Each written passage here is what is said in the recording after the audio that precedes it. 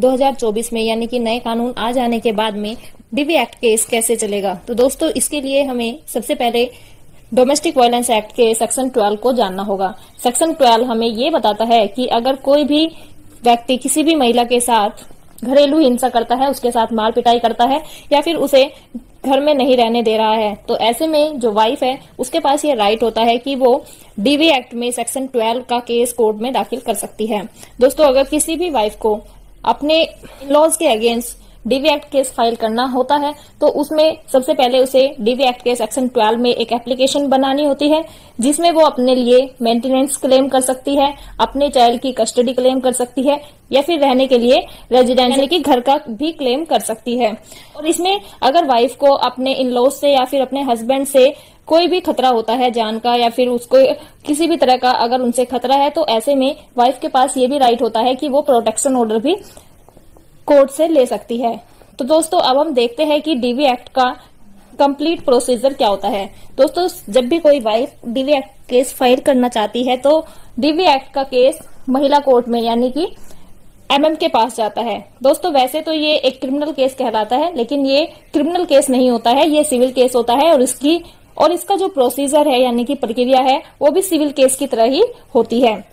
तो सबसे पहले महिला मजिस्ट्रेट कोर्ट, जो कि मजिस्ट्रेट महिला की कोर्ट होती है, उसमें अपना केस फाइल करती है। दोस्तों केस को फाइल करने से पहले हमें ये जानना होगा कि महिला किस किस जगह पर अपना केस फाइल कर सकती है। तो दोस्तों महिला यानी कि वाइफ के पास 3 जगह ऐसी होती है जिन जगहों पर वो अपना केस फाइल कर सकती है। सबसे पहले वो वहां अपना केस फाइल कर सकती है जहां वो टेम्परेरी रह रही है। जिस जगह पर भी वो रेंट पर या जहां पर भी रह रही है वहां पर अपना केस फाइल कर सकती है, या फिर वो जो मैट्रिमोनियल होम है उस एरिया के जुरिस्डिक्शन में जो भी कोर्ट आती है उस कोर्ट में अपना केस फाइल कर सकती है, या फिर जहां पर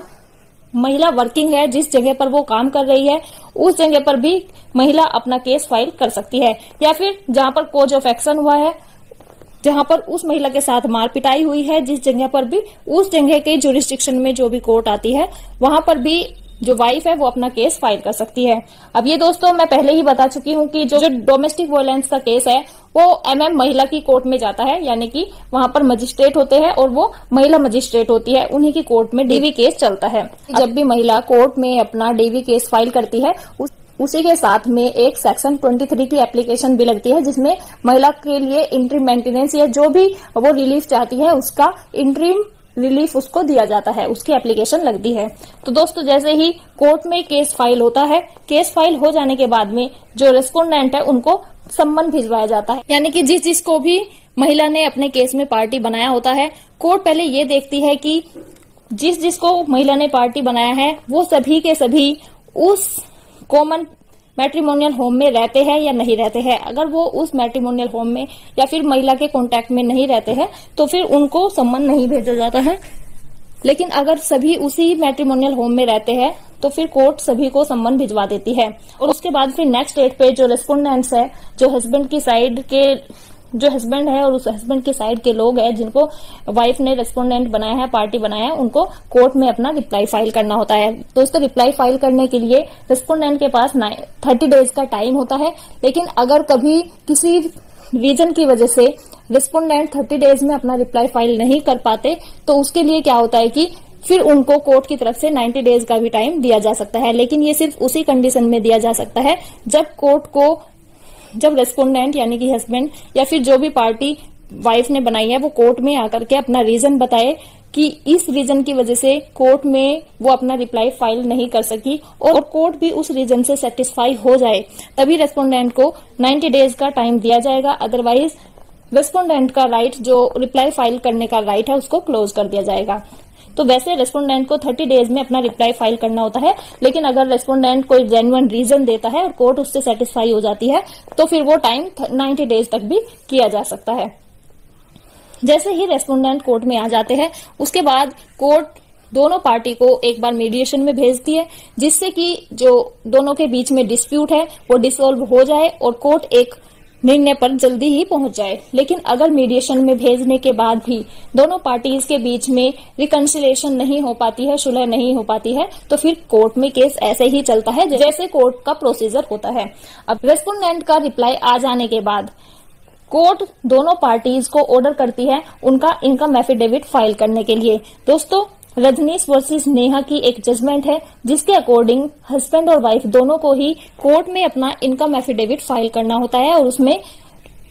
दोनों के बैंक की लास्ट 3 ईयर की बैंक स्टेटमेंट भी लगानी होती है, जिससे कि कोर्ट को ये पता लग जाता है कि जो दोनों हैं उनकी फाइनेंशियल कंडीशन कैसी है और पिछले 3 साल से दोनों किस तरह से अर्निंग कर रहे हैं और कितनी अर्निंग कर रहे हैं। जैसे ही दोनों का इनकम एफिडेविट आ जाता है उसके बाद कोर्ट जो वाइफ की तरफ से यानी कि महिला की तरफ से सेक्शन 23 की एप्लीकेशन लगाई जाती है उस पर आर्ग्यूमेंट सुनती है और अगर उसमें कुछ भी वाइफ की तरफ से इन तरफ से सेक्शन 23 की एप्लीकेशन लगाई जाती है उस पर आर्ग्यूमेंट सुनती है और अगर उसमें कुछ भी वाइफ की तरफ से इंटरिम रिलीफ मांगा जाता है तो उस एप्लीकेशन पे आर्ग्यूमेंट सुनने के बाद अगर कोर्ट को लगता है तो कोर्ट उस एप्लीकेशन पे वाइफ को इंटरिम रिलीफ दे देती है। इसमें मेंटेनेंस भी वाइफ को दिया जा सकता है और प्रोटेक्शन भी वाइफ को दी जा सकती है। दोस्तों, सेक्शन 23 की एप्लीकेशन डिसाइड हो जाने के बाद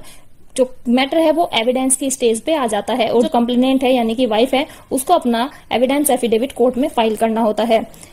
एविडेंस एफिडेविट कोर्ट में फाइल करने के बाद जो रिस्पोंडेंट का यानी कि हस्बैंड का एडवोकेट होता है उसके पास ये राइट होता है कि अब वो वाइफ का क्रॉस एग्जामिनेशन करे, यानी कि उसकी ही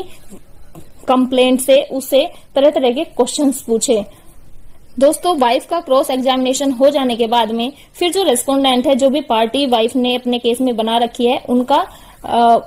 उनका एविडेंस एफिडेविट कोर्ट में फाइल किया जाता है और बारी बारी से जो वाइफ का एडवोकेट है वो उनका क्रॉस एग्जामिनेशन करता है, यानी कि उनसे सवाल जवाब पूछता है, क्रॉस क्वेश्चनिंग करता है। अब दोनों पार्टीज के एविडेंस यानी कि गवाही हो जाने के बाद में